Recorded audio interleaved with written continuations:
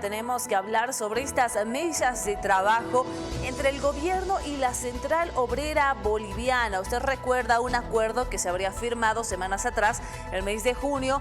Sin embargo, ya se va a iniciar. Pero ¿cómo llega la COP para esas mesas de trabajo? Vamos a analizar esta y otras situaciones con nuestro invitado. Estamos con el analista Edgar Ramos, a quien agradecemos por haber aceptado esta convocatoria. Por supuesto, vamos a analizar este tema para que usted pueda interiorizarse más de cómo llega la Central Obrera Boliviana a estas mesas de trabajo que se van a entablar con el gobierno central. ¿Cómo le va? Bienvenido, buenos días, ya lo vemos, un gusto.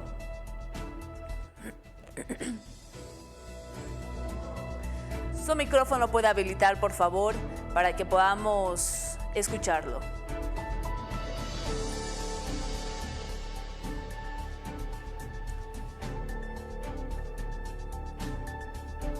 Bien, muy bien. Vamos a tratar de nuevamente enlazar el contacto con el analista Edgar Ramos. Ya lo había anunciado en primera instancia. El gobierno y la Central Obrera Boliviana instalarán la próxima semana justamente 4 mesas técnicas de trabajo para abordar las demandas de ese sector plasmadas en el acuerdo que se suscribió en junio.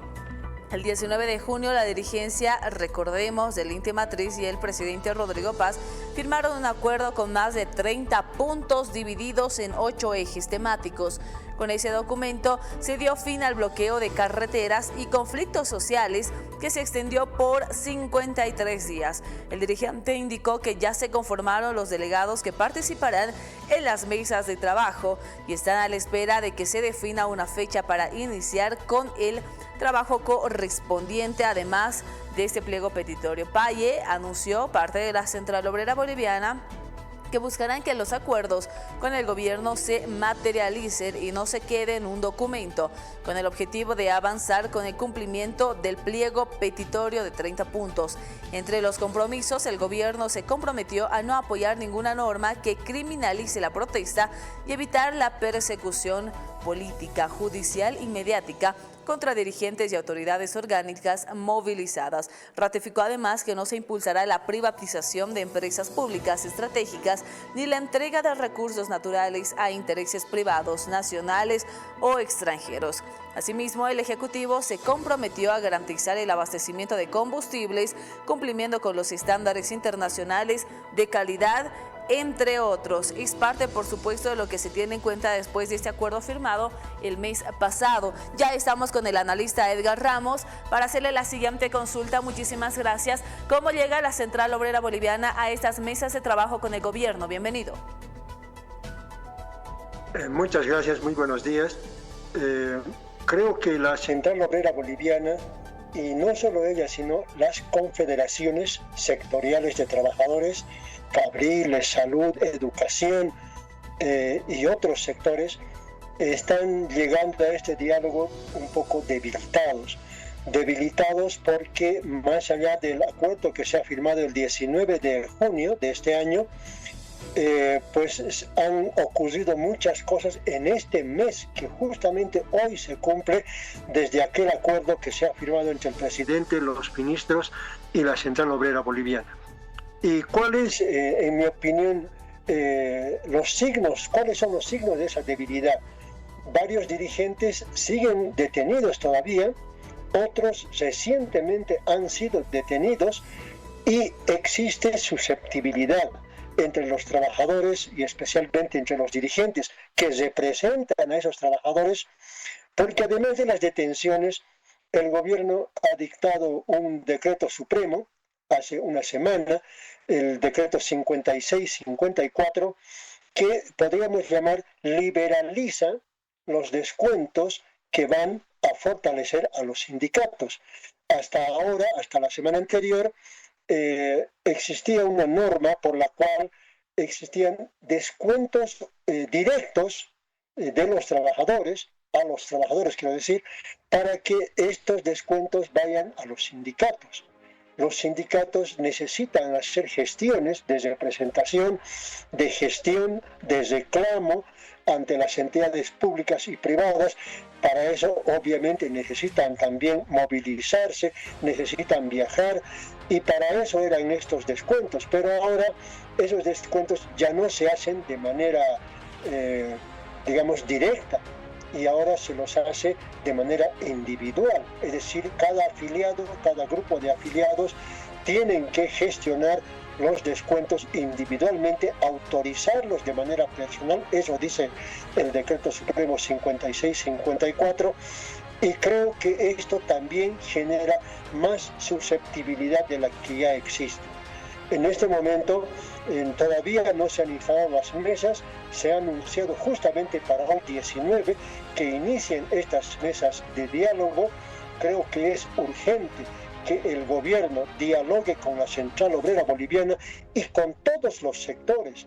También dialogue con la Confederación de Campesinos, con la Federación Departamental de Campesinos Tupacatari. Es decir, el gobierno tiene que generar una cultura de diálogo, una cultura de no confrontación, porque hasta ahora hemos tenido confrontación, fíjense, física, ¿ya? Es decir, detenidos, gasificaciones, pero también hemos tenido una confrontación discursiva, acusaciones hemos tenido de parte del gobierno, particularmente de todo tipo de expresiones que no vamos a repetir aquí, pero que han sido muy notorias y han llegado mucho a los trabajadores y a otros sectores sociales como los campesinos o los indígenas, por ejemplo. Entonces, creo que es necesario abrir este diálogo, pero en lo particular a mí me preocupan tres sectores energéticos sobre los cuales el gobierno no está diciendo nada. Esos sectores son, en primer término, el tema de las tierras raras. ¿Ya? No se ha explicado si existe o no un acuerdo con otro gobierno para digamos, vender tierras raras que son muy necesarias para tecnologías de última generación. El segundo es el tema de los hidrocarburos.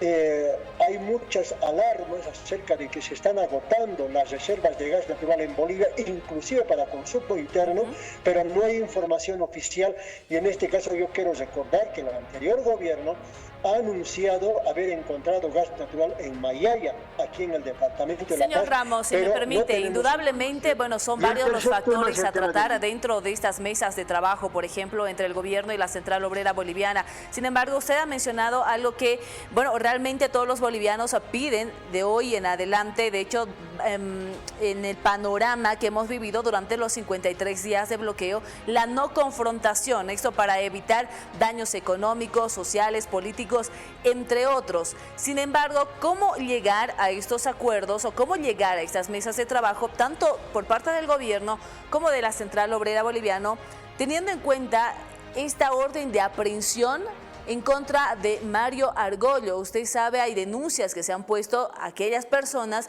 o posibles autores quienes incentivaban a realizar estos bloqueos. Sin embargo, ¿cómo evitar la no confrontación habiendo este antecedente, por ejemplo, esta orden de aprehensión en contra del máximo ejecutivo de la Central Obrera Boliviana? ¿Cómo ha visto usted este tema?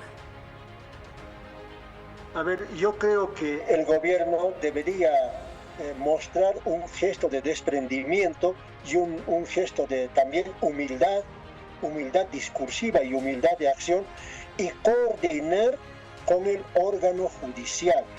El órgano judicial y el Ministerio Público son los que emiten las órdenes de detención cuando hay este tipo de problemas.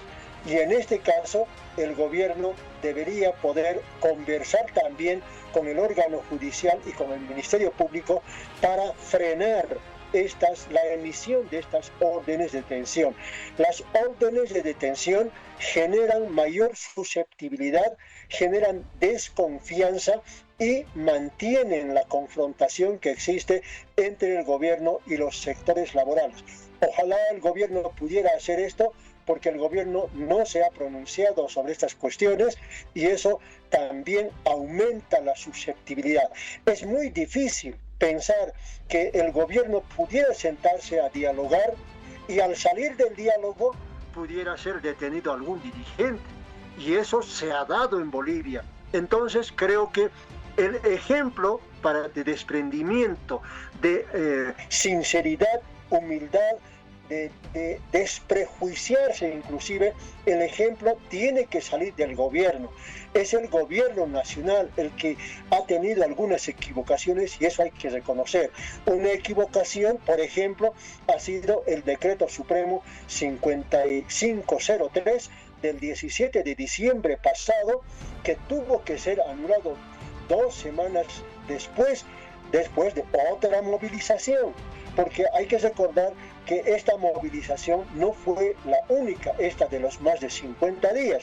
Ya se tuvo en Bolivia todo el fin del año 2025 movilizado, bloqueado, y al final los ministros tuvieron que subir a la ciudad del Alto, al mercado campesino de Santa Rosa, para firmar un acelerado acuerdo, un acuerdo de urgencia, para que se anule el decreto 5503, que tenía errores de forma, errores de fondo, pero también errores de enfoque, porque se hablaba de quitar la subvención al costo de los combustibles, pero además se incluía sistemas de decretos especiales para aplicar medidas de política económica. Por eso las marchas, yo recuerdo bien, en diciembre decían: lean el decreto, lean el decreto, lean el decreto. Y se llegó a lo que se llegó, anular el decreto 5503. La predisposición ahora para dialogar con sinceridad, con desprejuicio, con humildad, tiene que partir del gobierno, que ha tomado varias medidas, como presentar querellas contra los dirigentes. Ahora, a este encuentro se llega con esa sinceridad que usted menciona, tanto de la COP como también del gobierno. Creo que no hay sinceridad, por lo menos de parte del gobierno, porque mientras se convoca a dialogar, como usted ha indicado con toda razón, se siguen emitiendo órdenes de detención para dirigentes. Yo le decía hace rato, ¿cómo podríamos pensar que un dirigente va a ir al palacio o donde se convoque al diálogo y a la salida de ese diálogo el dirigente va a ser detenido? Eso es inaceptable. Eso se llama como jugar cartas por detrás, es decir, atacar al enemigo, al adversario por la espalda. Y eso creo que tenemos que quitar. Creo que el gobierno tiene que desprejuiciarse y generar un mínimo de confianza, y para eso tiene que dejar de presentar querellas que acusen a los trabajadores. Ahora, señor Ramos, si bien tal vez para ingresar a un diálogo deberían evitar estas órdenes de aprehensión como usted menciona, ¿dónde queda, por ejemplo, aquella responsabilidad? Porque eso se ve en las redes sociales. Se ve que el ejecutivo de la Central Obrera Boliviana llamaba a continuar con las movilizaciones, a continuar con los puntos de bloqueo. Sin embargo, el gobierno y otros actores políticos aseguran que los responsables deben pagar las consecuencias de estos 53 días, por ejemplo, de bloqueo. ¿Dónde llega esta responsabilidad o dónde queda esta responsabilidad, por ejemplo, de Mario Argollo? Muchos hablan tal vez de alguna impunidad, no sé si usted también estaría hablando de ese tema. ¿Dónde quedaría, por ejemplo, esa responsabilidad? A ver, yo quiero decirle dos cosas sobre esto. El señor Argollo, al ser cabeza de la Central Obrera Boliviana, porque él es el secretario ejecutivo de la Central Obrera Boliviana, carga una responsabilidad enorme de representar a todos los trabajadores y a los intereses de esos trabajadores. Por ejemplo, en el tema de salarial, en el tema de la seguridad social, en todos los temas que conciernen a los trabajadores y a sus familias. Y cuando se ha convocado a la protesta, yo recuerdo bien, era porque el gobierno no convocaba a dialogar o suspendía reuniones con los dirigentes. Y entonces se ha convocado a estas movilizaciones como bloqueos de caminos y también bloqueos en las calles, especialmente en la ciudad de Lima. Sin embargo, ahora, después de haber llegado a un acuerdo el 19 de junio, el escenario es otro. Estamos suponiendo que el gobierno ha llegado a un acuerdo con la Central Obrera firman ese acuerdo justamente el señor Mario Argüello y el presidente Rodrigo Paz. Y en ese acuerdo se dice, se va a bajar las tensiones. Entonces, las tensiones tienen que bajar. Y obviamente ese bajar las tensiones tendrá que también que ver con que la Central Obrera asuma responsabilidad, pero también se dialogue. Evidentemente hemos tenido mucho perjuicio por las movilizaciones del mes de mayo, de junio, pero también hay que entender que el gobierno no ha respondido en su momento a las peticiones de la Central Obrera. Entonces, creo que no hay que unilateralizar la responsabilidad. Hay que compartir la responsabilidad. Si el gobierno no se hubiera equivocado demasiado con el tema de los combustibles, con el tema del decreto 5503, tampoco había por qué movilizarse. Yo quiero decirle muy clarito, los trabajadores y sus dirigentes no son locos para movilizarse. La gente no se moviliza porque le gusta, o no va a amanecerse en el invierno del Alto en las carreteras. Por eso el gobierno tiene que dar, yo creo, el primer paso, y el segundo paso tendrá que ser pues de la Central Obrera Boliviana. Bien, muchísimas gracias, un gusto.